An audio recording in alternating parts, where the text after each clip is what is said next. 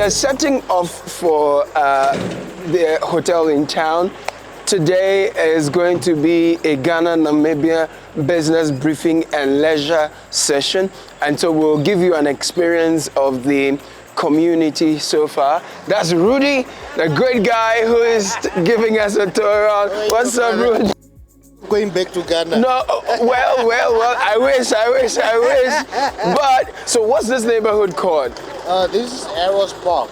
Eros Park. One of the oldest neighborhoods in Winhoek. One of the oldest neighborhoods in Winhoek. Yeah. I see. I realize it's a very clean, well laid out, beautiful neighborhood. Tell me something about this place.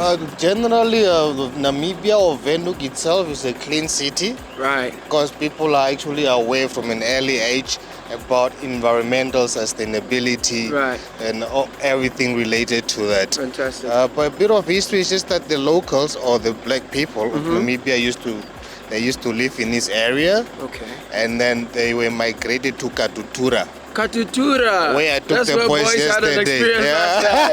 I see. But now it is mostly occupied by the rich people.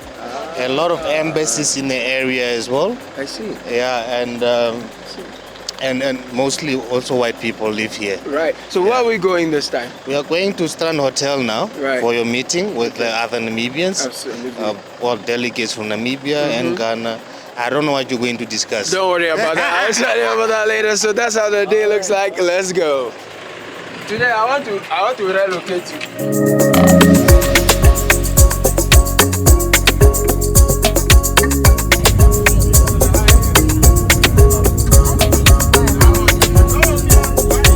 So you notice that contrary to Ghana, Namibia drives on the right. The steering wheel is on the right, just as we saw in the UK, all right? And then the same for the road as well. So we're driving on the left, the steering wheel is on the right. Rudy is here. Rudy, when did you start driving on the right? When did you adapt this right thing? Is it a colonial heritage, or how did that come about? Namibia is part of Commonwealth. Right. And we're a former British colony. British? Yeah, British colony. Namibia? Yeah. I think a German colony. Well, German they were kicked out after the Second World War. That's correct. And then South Africa was given Namibia as a province. Right. So we were part of South Africa and the Commonwealth in general. Okay. And then they drive on this side, which is the right side of the car. Okay. And the left side of the road. Right. So I think you probably get this in Namibia, South Africa, and Botswana. Okay. And a bit of Zambia, I think. Right. I don't know about West Africa. You guys we drive on the our steering wheel is on the left, we drive on the right. So but we're also British. Is on the wrong side. No, yours is on the wrong side. The right side. Amusing. But I love the view. This is a very hilly neighborhood. The road. Let's talk about your roads, man. Rudy, your roads in Namibia is something else. Oh my God. I think we're maybe number 3 in Africa. Number 4. One of the best in Africa. Beautiful roads. The infrastructure is kept well. The colonizers, they built good infrastructure. Right. With the help of laborers that they used to get from the north. Okay. The Namibia's population, most of the population live on the other side of Etosha. Which is the north? Etosha Park. Look on your map. Yes. Yeah, that's an intriguing thing because for most countries, I know this part here. That's where most of the people are. And in the north. And they're Ovambo speaking. They are what? Ovambo. Ovambo. Right. It's Ovambo the majority speaking. Ethnic group. Majority ethnic group. Ovambo. Right. So during the apartheid era, the white South Africans used to go and get them from the north. Okay. And they're the ones that actually built these roads. Right. It was called cheap labor. Right. Right. So they brought the labor from the north down south to come fix the roads. They built what we call single quarters. I think Charlie is aware of that, where we were last night, as single quarters. Yeah. They used to be called single quarters. They built single rooms for everybody. Okay, so they built quarters for the labor they brought down to come fix the roads. For the laborers, and then they left their wives in the north. They came here, they were all single like me. So singles quarters. Yeah. Rudy, you're just advertising that you're available. If any of my viewers in Ghana is interested, how should they apply? No, but even if I was married, I have an MBA that I did in Ghana. Okay. You did an MBA in Ghana? Yeah, in what? I'm married but available. Oh, married but available. Rudy says he's done an MBA in Ghana. He said he had an And it's married but available.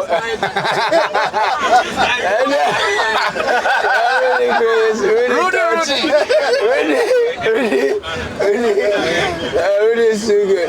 You know, I noticed that the landscape is very hilly. I was going to come to that. Yes, tell me about it. It's in what we call a graben. Say again. It's in a graben, G-R-A-B-N. Okay. It's a geological term. Right. Okay. I really has to pick up a call, but let me pick your impressions also. So far we've been driving through Namibia. We're driving on the left and the steering wheel is on the right. You see the quality of road, the ambience, the buildings and all that. What are your first impressions of Namibia? I think it looks like a very well organized. Winhoek looks very organized. You know, so far I haven't seen any pothole. I've actually been looking out for a pothole. You've been looking for potholes? Yes, but I haven't seen any yet. And I keep getting confused. You know, initially when we sat in the car and he was driving on the left, I'm like, what is why? going This on? guy doesn't know how to drive. And then I noticed that. I can hear that. Yeah. The man with an MBA says he's listening. Yes, then I noticed it was a right-hand drive. But I still haven't gotten used to it. It keeps confusing me. But I think generally Namibia is a beautiful place. Clean, beautiful place, right? Clean, thank you. Clean, and beautiful place, yes. Right. Okay. So, MBA man. Yes. We were talking about the landscape. I was saying Winhoek is in what we call a graben. A graben. Yeah, or graben. It's a geological term. Right. So basically, more like it's in a hole.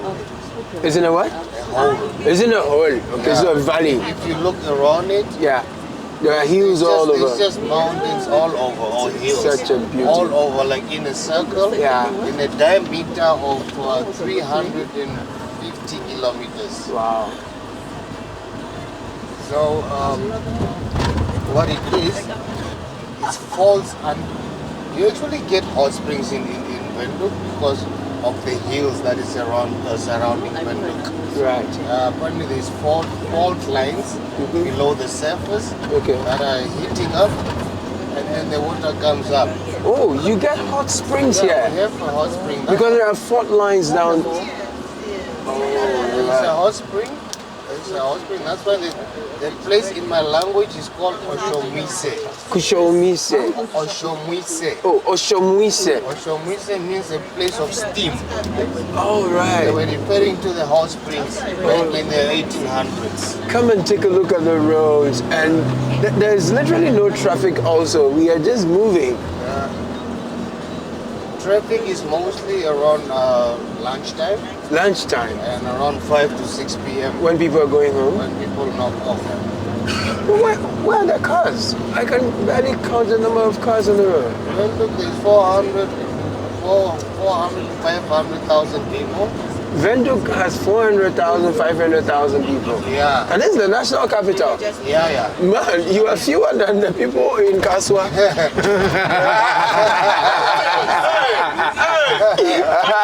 Some people have done it to the right, so they are okay. Why is Samantha looking at The population in Winhoek, Namibia's national capital, is less than Ashama and Kaswa, you know. Maybe Medina, you know. Yeah. Okay. So, what's the size of Winhoek, your national capital? The size of Winhoek, Namibia is 835,000 square kilometer. 835,000 square kilometer. That's Namibia. That's a huge landmass, bro. Yeah, Winhoek is probably what? maybe 20,000 square kilometers. 20,000 square kilometers. Yeah. Okay. Yeah. For me, from the beginning of the year, I set out to tour most of the places. So this was one on my bucket list. Right. And I've been so much impressed about the infrastructure, the road network, and in fact, our tour guide as well, Rudy. Rudy is crazy, man. Yes, You guys are late with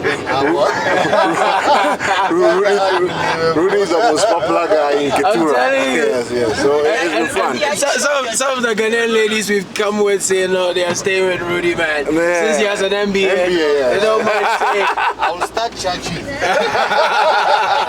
Like you mentioned, they were also colonized by the British. Yes. The question was that why is it that different from Ghana? Yeah. In terms of the quality of roads, the quality of roads and stuff, you could see that there is still a dominant white population Over here.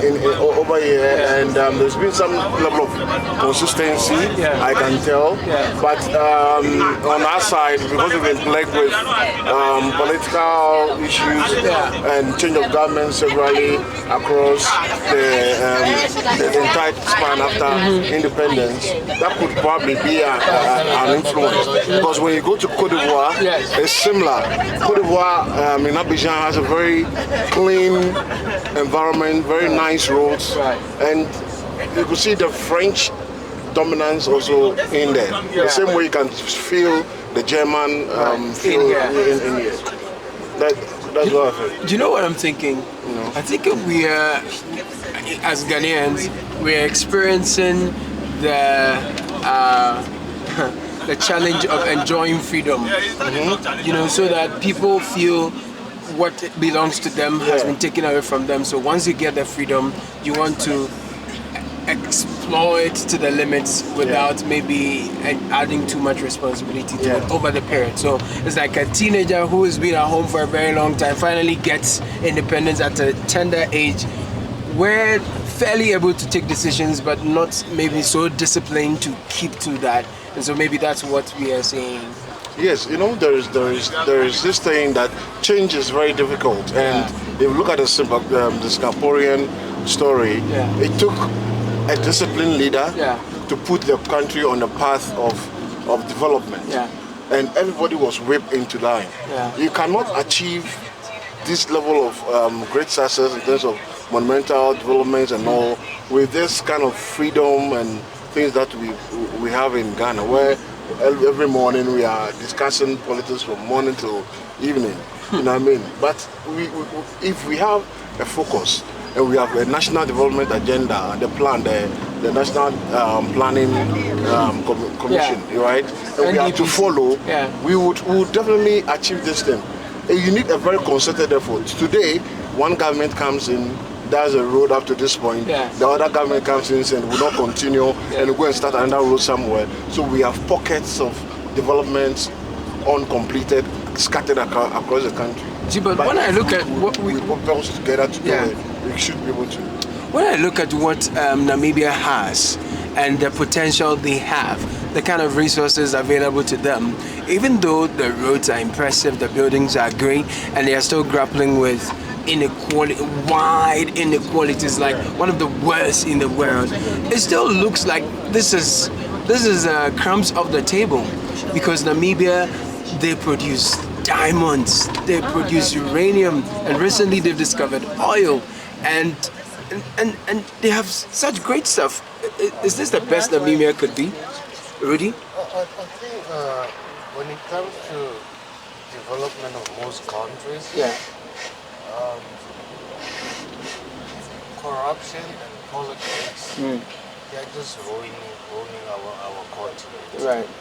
And self-centered mentalities of some leaders. Yeah. And the fact that we have a president for 4 years, is his own plan, and then another one comes in after another 4 years, his own plan. At the end of the day, we have... Are you talking about Ghana? That's our story.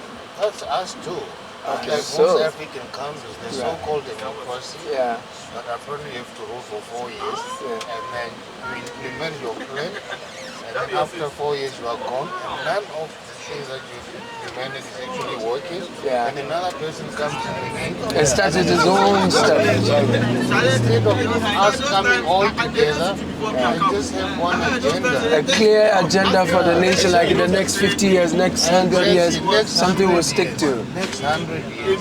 Yeah. I think that will And help. that brings to question our National Development Planning Commission. Yeah. If we are to follow it holistically, we should adopt it as a country, we follow it, all successive governments would have to implement what is in that policy, we would get there. But this efforts, separated efforts from separate different governments, Like will a not take us jigsaw where, yes. puzzle. But if we are to follow that, we should be able to be successful and plan this country very well. Okay, so we've arrived at our destination. Rudy, what's it called again? Safari Court Hotel. Safari Court Hotel. Oh my goodness, the place is beautiful. One of the oldest hotels. So this is one of the oldest hotels, right? Yeah. We'll get down and give you a good view of the Safari Hotel. Guys, this is my boss. Don't tell him everything that I told you. Your boss, Incredible! incredible, you are incredible. Yeah. This man, Rudy, is incredible. Tell him that. Whoa, there he goes. So I have two Namibian friends here. They've been in Ghana in recent times, and I am here to Sam and Susie. Guys, good to see you. Thanks for having us. Nice. So how do you say welcome in Namibian language or something? I want to speak Namibian language. I don't know if we have like welcome, one like welcome per se, but then Okay. like you just say like I'm thankful that you guys are here, and Okay. then that's more like on the pandora. On the pandora? On the pandora. Unda Pandora. Shimweya kututarelapo. What does that mean, man? Shimweya Shimweya. okututarelapo. Okay. Thank you for visiting us. Shimwera. Yes. So like it's more like I'm grateful that you guys came to visit us. That's so sweet, by the way. Yeah. So you were in Ghana recently? Yeah. How long ago? I think last October. Okay. Oh, Okay, nice. Last October, yeah. Where did you visit? Everywhere. Yeah, because I checked we're your in drama out and I was like, yo, you guys had fun. We're in Accra. Yes. We're in Cape Coast. Okay. We're there for 2 Aburi. weeks. You were there for 2 weeks? We're there for 2 weeks, so we Yeah. did a lot. Okay. Yeah. You I saw don't a lot? remember. We saw a lot. We went to some waterfalls as well. That Okay. was nice. Aburi. Yeah. So, yeah, it was amazing. Consuming or something like that as well. Yeah. What did you see in Ghana that you're not used to, that you thought was fun? Great. The Let's- traffic. I couldn't. Yeah. I couldn't with the traffic, The guys.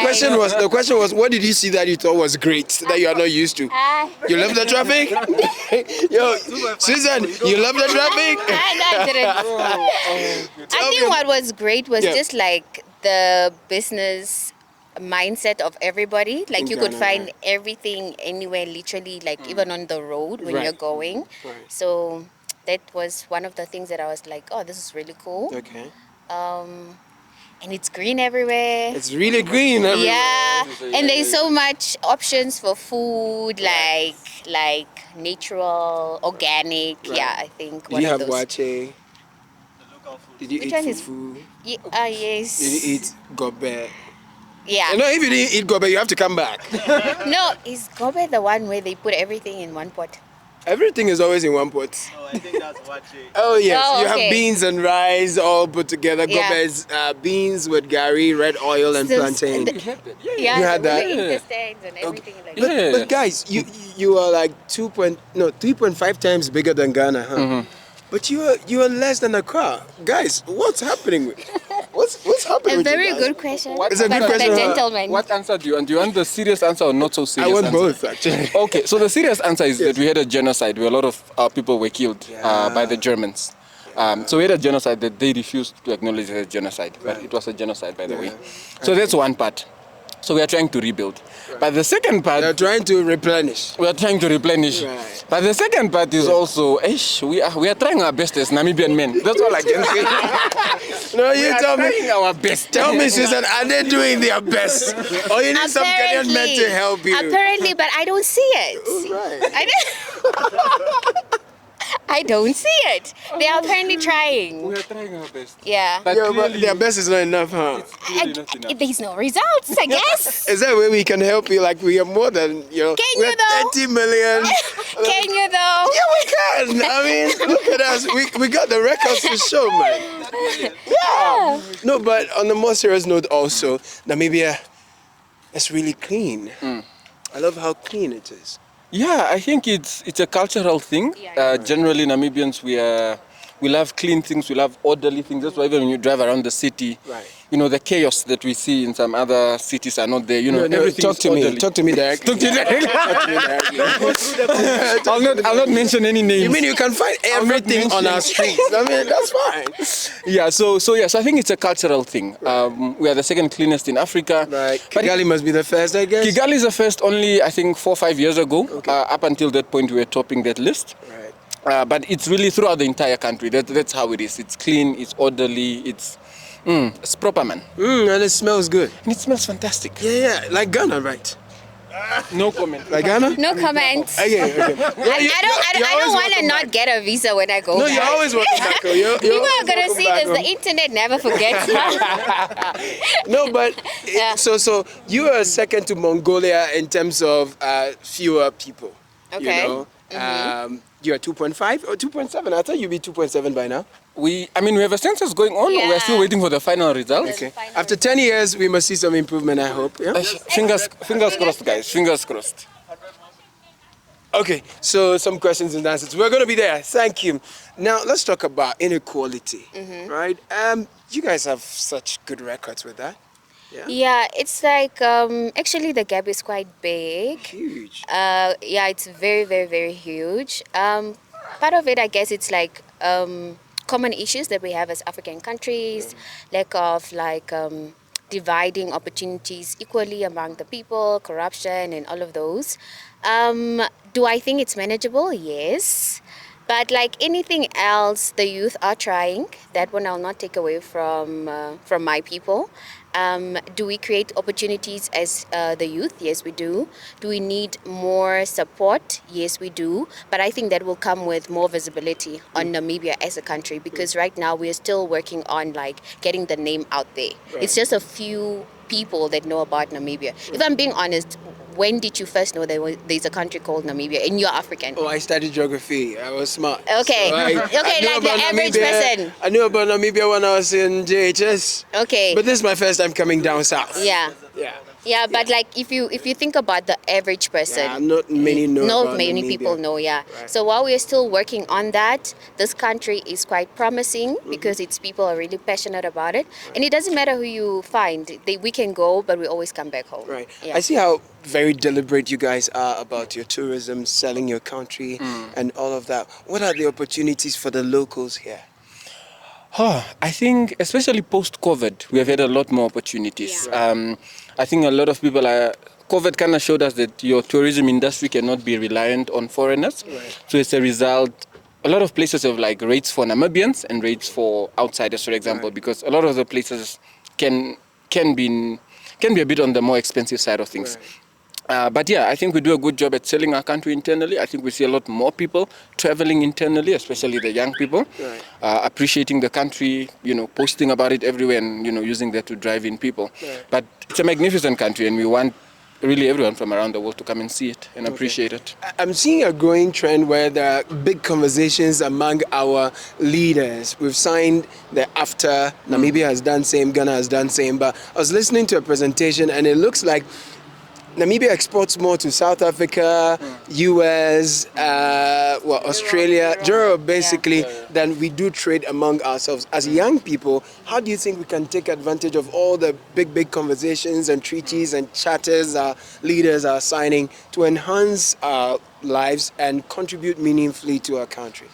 I think it's creating platforms, right, among the youth, because nowadays with social media, we can use that not just like a platform to interact like on a global scale or on a worldwide scale, but we can use those platforms as well to just grow opportunities for us to be able to trade with each other, because there are certain things that, like, I would say, like Ghana is really known for the arty element of it. Yes, and we do have like For example, in Namibia, we have very talented artistic youth, but they don't have the right platform to get it out there. So if we do collabos and all of that, that in itself is already an opportunity. And if a young child sees that as an opportunity, then it means that, okay, apart from the normal academics of being a doctor and an engineer, I'm really talented as an artist, and I can actually live off my art as well. And that in itself is already a job opportunity for a less privileged youth, instead of all of us just running for the same careers and all of that. Yeah. Thank you, Susan and Sam. We're not only going to collaborate in the arts and business and all of that. We'll bring our men here. We'll help you out, trust me. We'll take care of this. Give us a few moments. Well, can you afford Namibian women though? Oh, why? Tell me, what's Can that? you afford Namibia? They are not. This What's levels. it like? Can you Tell me about Namibian women, because Ghanaian men, we are up for this. Like, are you sure? guys, we got this. Okay, just bring your black card there. Yeah, we're gonna do this because Ghana men, you're tired, Guys, it was fun talking to you. Thank you so much. I appreciate it. So this is Beyond Borders on Citi TV. My name is Caleb Kuda. Certainly, we have to take a photo. Thanks for watching.